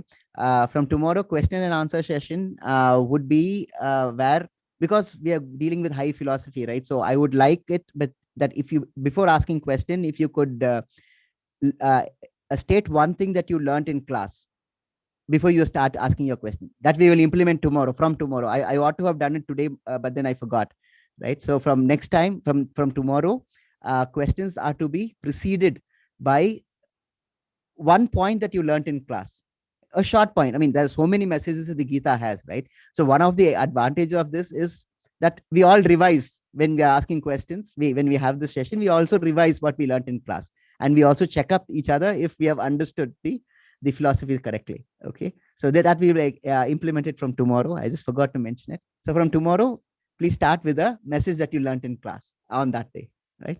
Hare Krishna. Sorry to interrupt, Mataji. Please go ahead. Okay. So in the beginning you mentioned about Ekadashi and fasting. Yes. I might have done any kind of fasting many years ago, and due to whatever reasons I haven't done. But I want to, because I believe it kind of purifies both body and mind. I don't know how much to the soul, but I want to do because I'm doing it after a very, very long time. I do not know if I have that physical capabilities, but the guidance I would want to do today. So what are the things that I could do and what are the things I should not be doing? This is my first question. And Can I address the I question will first? proceed with the second question after. After the answer, yes, that is the perfect way to do it, because sometimes it Yeah. gets lost, in answering both the questions. I end up answering neither of them. Right. So let's address your first question. Mataji, is nothing complicated. See, you have to be able to determine what your physical position is. There are several kinds of fasting. The highest is the Nirjala fast, where you don't have water for the entire 24 hours, at least, because at Delhi it starts today at 5:44 it started, and it is there till 5:45 tomorrow. So people who are observing Nirjala fast won't have even water. Okay. Now there is Nirjal fast, which is where you can have only water. Okay. Then there is another kind of fast where you can have fruit juices, just only fruit juices, no other food stuff. Then there is another one where you can eat fruits, milk, and so on. The only thing perhaps that you should avoid is grains. Grains would include rice, wheat, and so on. But the problem is, once you go to that level, you start thinking, okay, so can I have this? Can I have this? Can I have this? So if it is possible, try to adopt a fruit fast.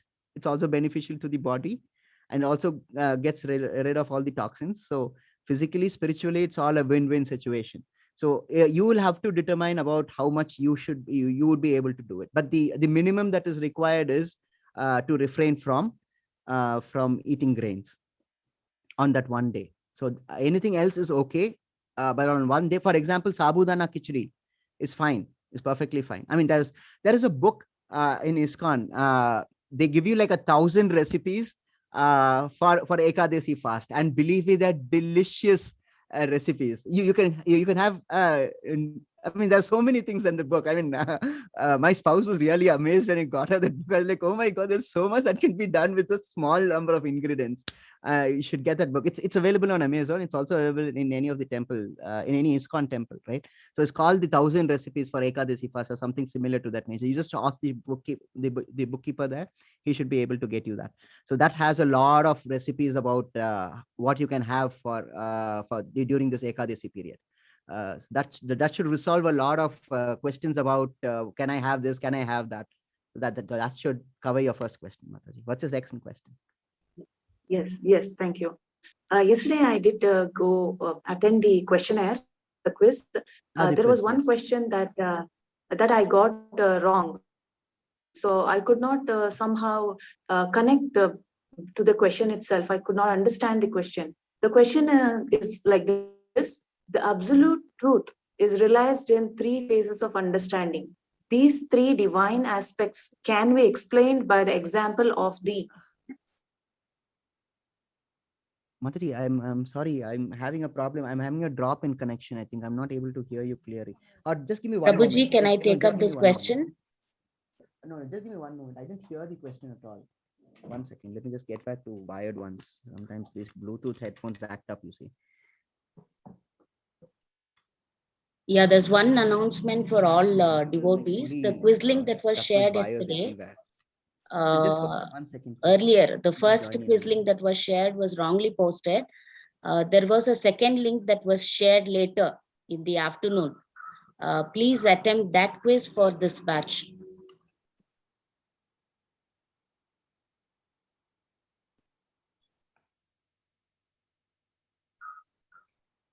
Hare Krishna. Am I audible? Yes, No. yes, Prabhuji. No? Oh Can God. I These repeat the electronic question? items just don't get into place when you want them to. Right. Finally. Okay.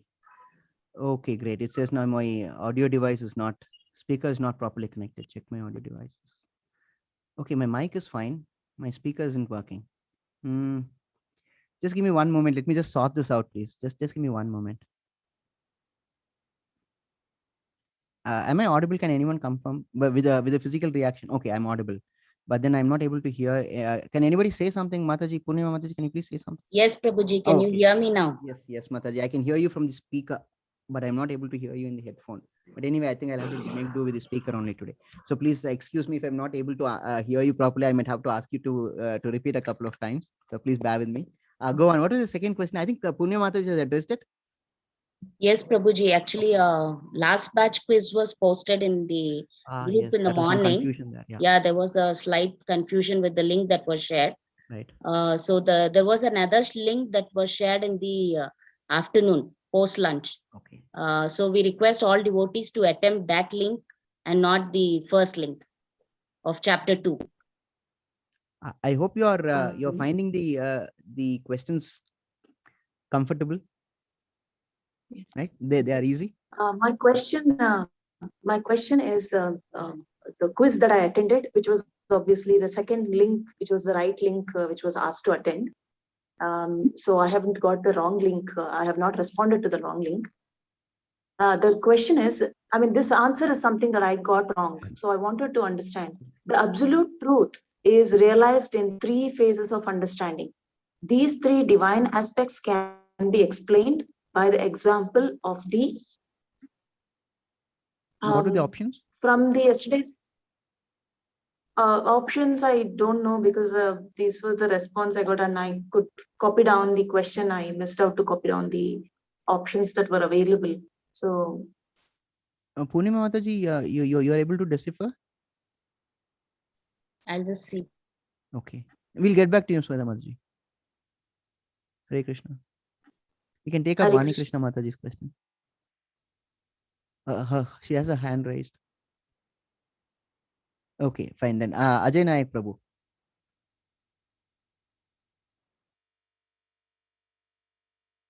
You're still muted.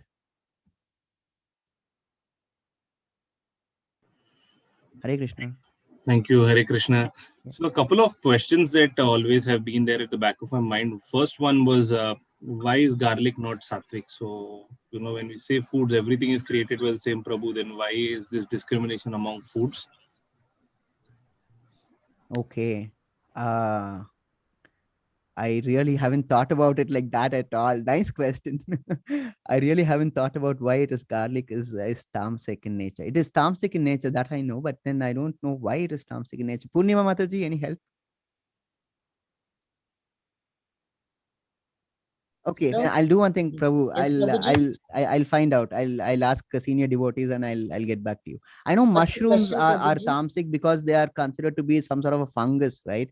So I know mushrooms in that sense are a little iffy, right? But then I'm not entirely sure about garlic, but I'll find out from the senior devotees and I'll let you know. So Second I'm like question. I'm like asking like Ravana, right? I'll come back tomorrow and answer. When he's lost all his weapons, Rama says, "Come back tomorrow with weapons." So I'm like asking you time. Oh, I'll come back to you tomorrow because with the answer, I really don't know. Okay, and the second question I have is, see, we consider Krishna as an avatar of Sri Vishnu. And why is it not that we're chasing Vishnu consciousness? Why are we chasing Okay, Krishna? okay. Srimad Bhagavatam is very clear. This is yeah, but see, we grew up with that sort of impression, correct? That Vishnu has taken up 10 avatars, of which Krishna is one, Rama is one, Parashuram is one, Buddha is one, so on and so forth.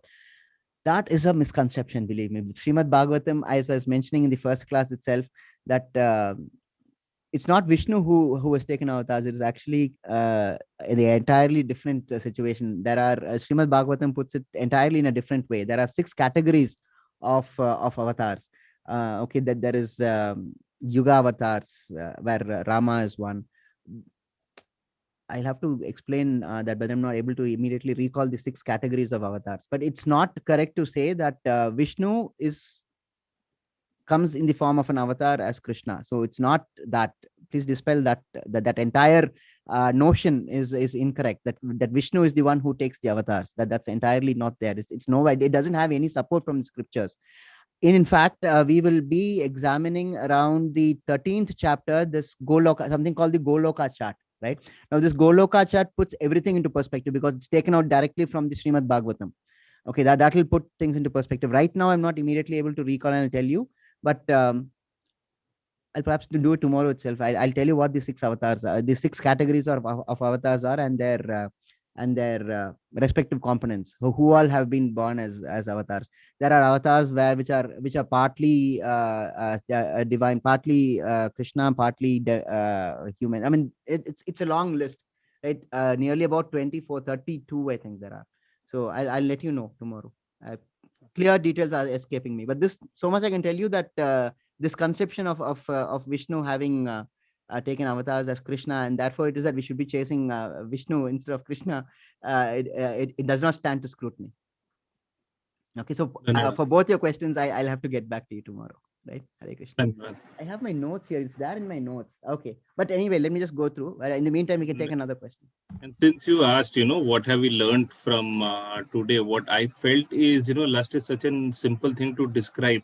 But, the whole point of, lust growing up from contemplation, that is something that you never think of. Yeah. So, Dhanyavad, and that's something I learned today. Hare Krishna. Thank you so much. Hare Krishna.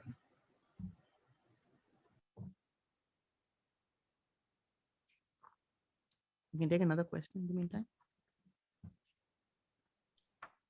Shruti Mataji.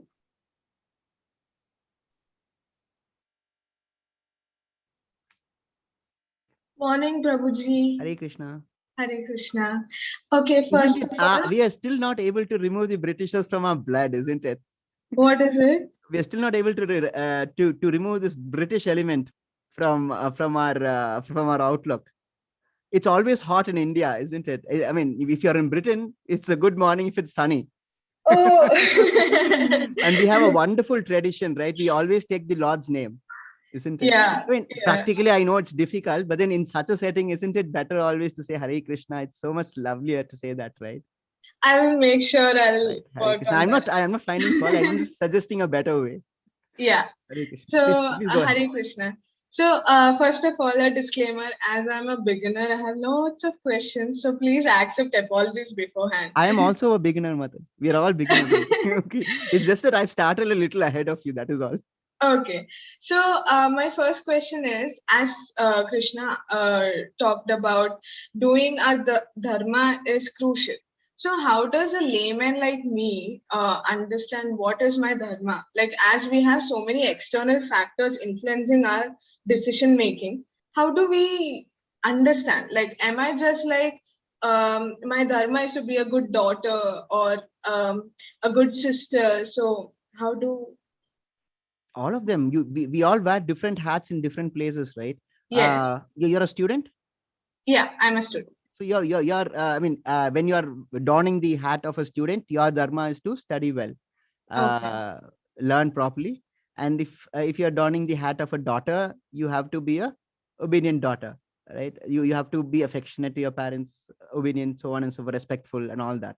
So Okay. it depends upon the hat that you wear, the roles that we take. Okay. So each role you have to perform to the best of your ability. Okay.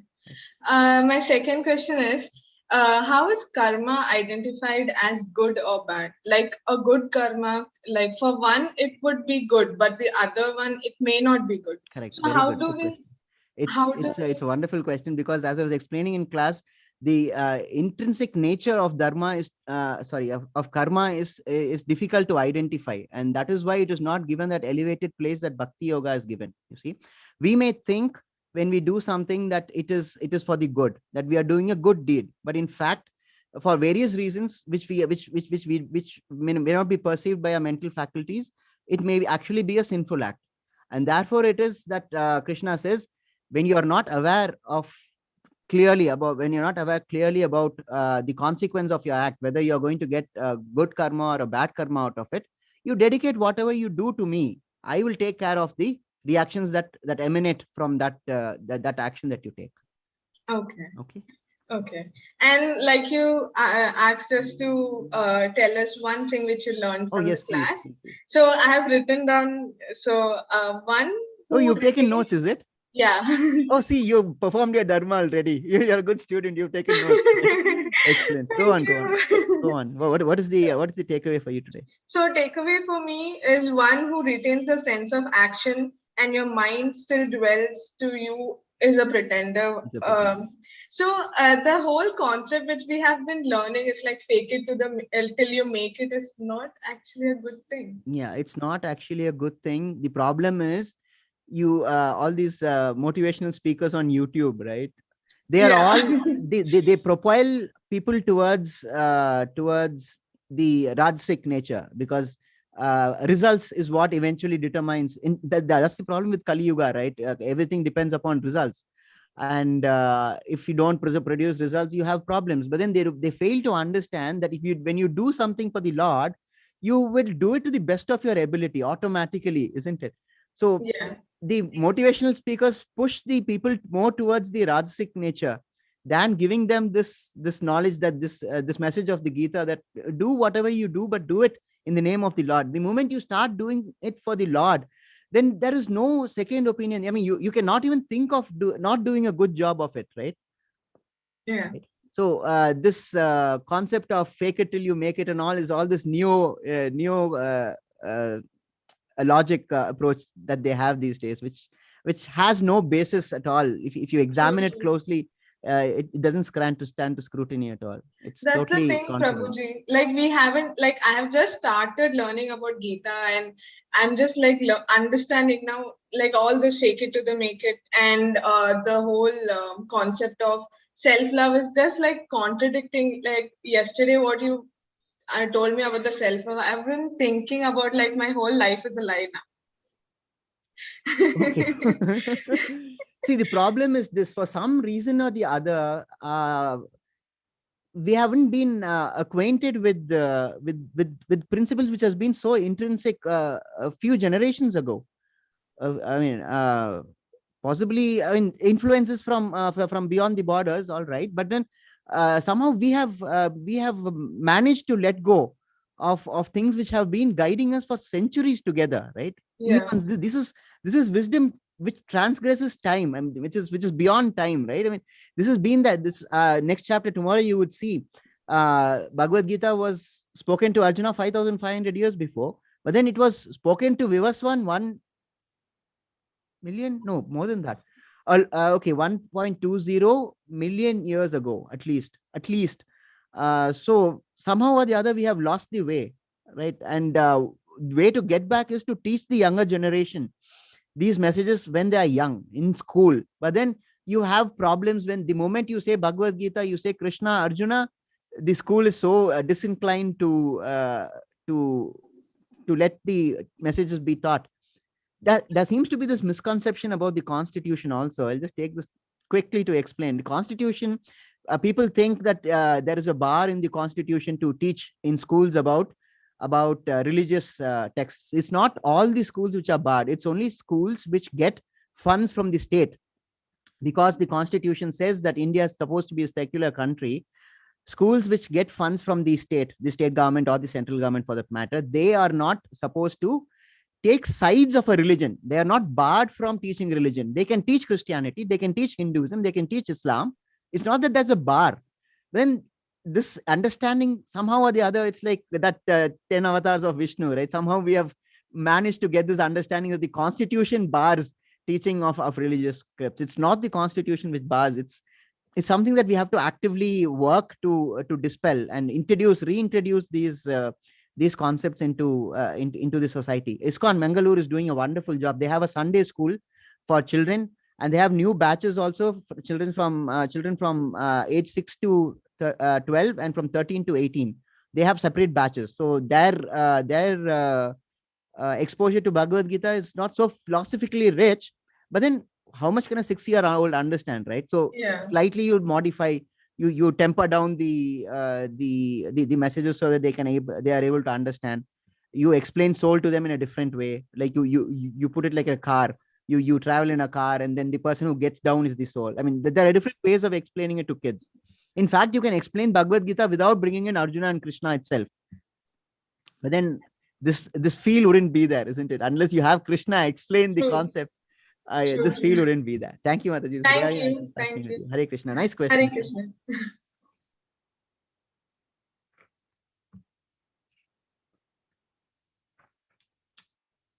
Next question. Hare Krishna. Lakshmi Narayan Prabhuji. Hare Krishna, Guruji. Hare Krishna, Prabhu.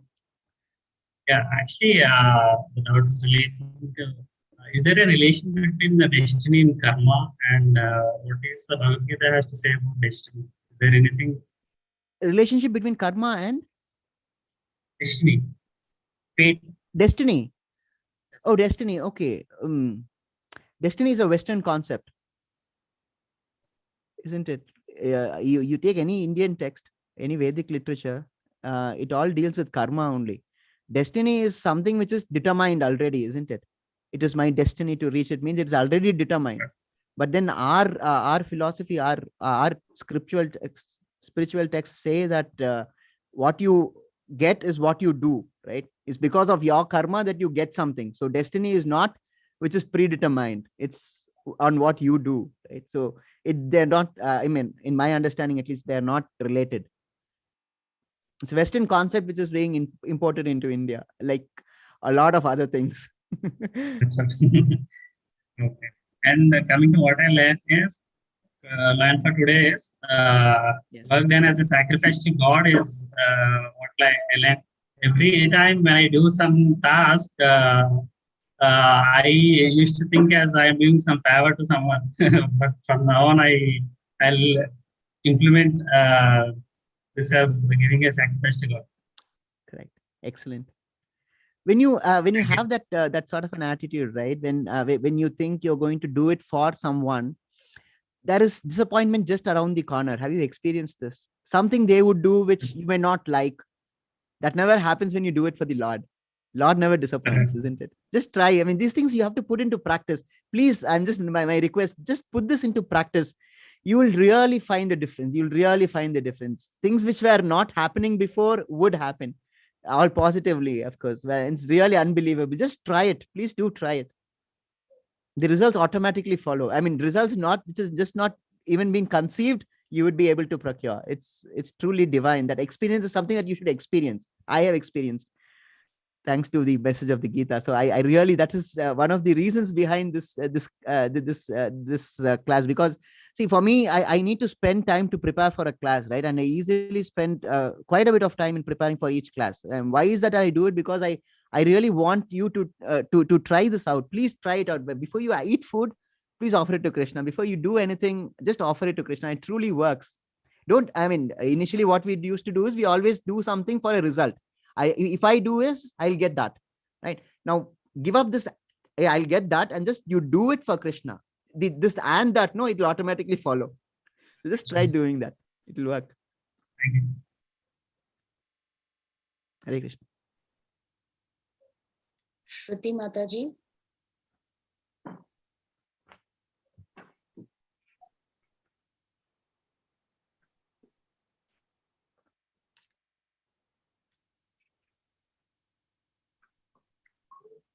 Venkat Sai Prabhuji.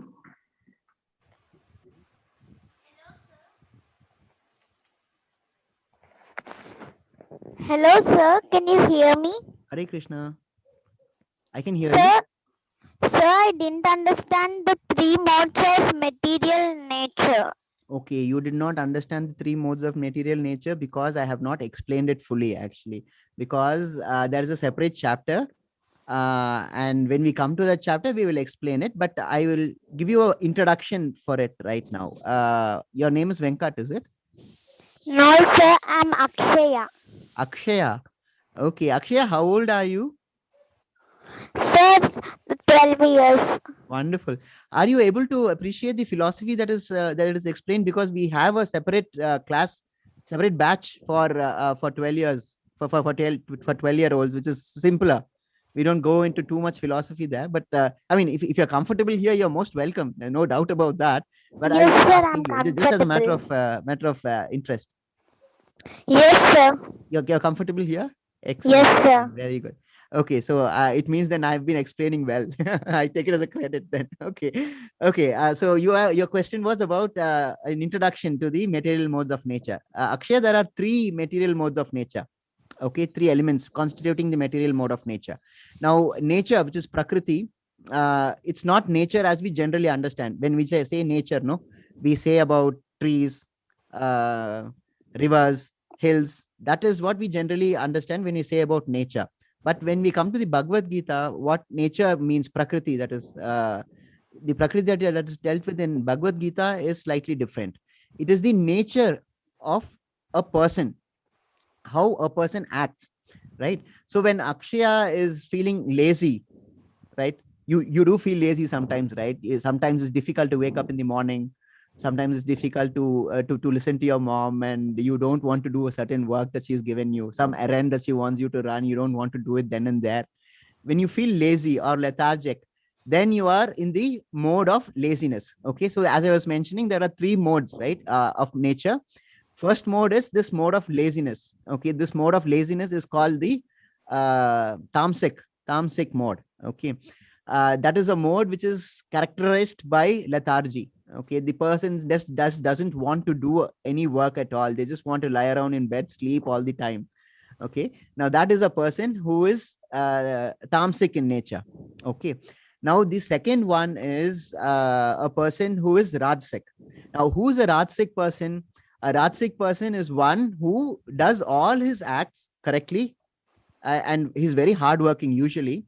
But then the problem with him is that person who is rajasic is that he wants results. He's attached to those results. He does all the things that he does for those results, right? So therefore, rajasic also is not the best way. Okay, so that is the second mode of material nature. I'll give you an example. For example, you have students in your class who keep on studying all the time, right? Now, those people study all the time, I'm assuming, of course, because they want the first rank, right? They're not studying just to gain knowledge. They want the result of getting to the first rank, no? So that is the rajasic mode of nature, though you're usually very hardworking people. And they don't even sleep as much as Satvik or tamasic people, they sleep all the time, right? As I was mentioning, right? So these are the first two. Now, the third one and the last one is the best one. I mean, relatively speaking, when you compare it to the other two, that is the Satvik mode, the mode of goodness. That's a mode when you are you do your duty for the sake of duty, right? You don't expect a result from it. You do it like how Krishna says in today's chapter, whatever you do, you dedicate it to Krishna. That is in the mode of Satvik nature. Now, the most important thing that you should understand when you deal with these three modes of nature is that it is not adequate to get out of tamasic nature, right? It's not adequate to get out of Rajasic nature. It is not even adequate if you act in Sattvic nature. You have to transcend. You have to go beyond these three. And how do you go beyond these three modes of nature? You have to surrender to Krishna. And that is what that chapter that I was referring to. I've given you a small capsule of it. We will deal with it in more detail when we take up that chapter, because that chapter also has the characteristics of each material mode of nature, how a person acts in each of those natures and what happens when you act in that material mode of nature, right? So all this we will see in that chapter. I think it's chapter 7 or 8. Okay, no, it's a little further down the line. It's towards the Jnana chapters, right? So it will take some time to reach that, around 14th chapter. Okay, so please do attend classes regularly. Okay, and I'm very happy that you're here, Akshaya. Thank you very much. Hare Krishna. Thank you, sir.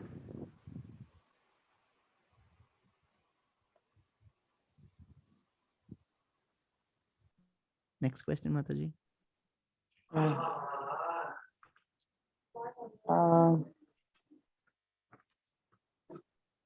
All raised I hands are think done? most of the questions they have asked in the hand raise. Oh, then wonderful. Oh, it's also 8 o'clock. Besides time. Yes, yes, Prabhu. Okay, so tomorrow I need to get those two things done. Okay, that I'll do, Mataji. I'll consult with Devika Mataji and find out those two answers. I Yes. need to find out. Okay, Hare Krishna. Thank you very much. Can you please unmute them, Mataji? Let's Yes. together say a Jai to Bhagavad Gita and Srila Prabhupada. Please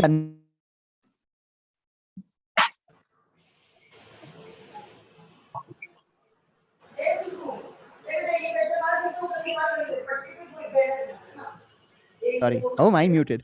Okay. Mataji, can you just unmute everyone? Yes, yes, Prabhuji. They're all muted. Okay. Mataji, you're muting everyone. I have allowed to all the participants to unmute. Okay, okay, right. So please repeat after me. Bhagavad Gita ki jai.